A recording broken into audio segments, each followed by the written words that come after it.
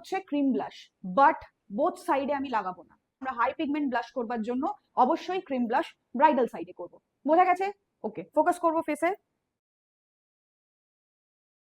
কন্টর part মানে ফেসকে structure দেওয়ার part, both সাইডে কন্টর হবে না। আমার যেদিকটা খুব হাই শার্পনেস চাই, যেখানে খুব ফেসটা খুব স্ট্রাকচার চাই, সেই জায়গায় কন্টর হবে। যেদিকে আমি একটু সাটল লুক রাখতে চাই সেদিকে ডেফিনেটলি হবে ব্রঞ্জিং। পার্টি লুক হচ্ছে সেদিকটা আমি ব্রঞ্জিং করব। আমি ওদিকে ডিরেক্ট ব্লাশটা অ্যাপ্লাই করেছি, এদিকে একটু ডাস্ট আউট করে নেওয়ার পর আমি ব্লাশটা ইউজ করলাম। হাইলাইটার মানে ভরে ভরে হাইলাইটার নয়, তো এই দিকটা ব্রাইডাল, সেক্ষেত্রে আমি normal highlighter and top coat highlighter এই দুটোই আমি ইউজ করতে পারি। পার্টি মেকআপে টপ কোট হাইলাইটার ইউজ করা বন্ধ করো। Party sober, not very much chunky, এই ধরনের কোনো হাইলাইটার ইউজ করা চলবে না।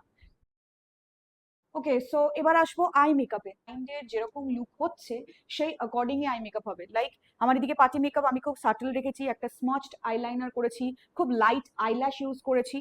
ঠিক অপোজিট সাইডে একটা হেভি কাট ক্রিজ করে ব্রাইডাল আই মেকআপ ক্রিয়েট করেছি, অ্যান্ড তার সাথে হেভি আইল্যাশ ডেফিনেটলি একটু তাকাতে হবে। লোয়ার ওয়াটার লাইনের ক্ষেত্রেও আমি কিছু চেঞ্জেস করেছি, একটু লাইট রাখা হয়েছে। ব্রাইডালের ক্ষেত্রে কিন্তু যথেষ্ট হেভি করা হয়েছে।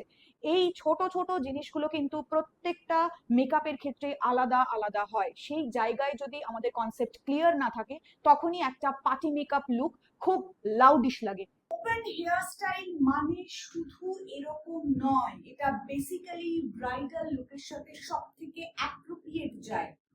ওপেন হেয়ার স্টাইলে অলওয়েজ কার্লস করতে হবে তার তো কোনো মানে নেই, সেক্ষেত্রে আমরা এরকম ধরনের ওয়েভ ক্রিয়েট করতে পারি।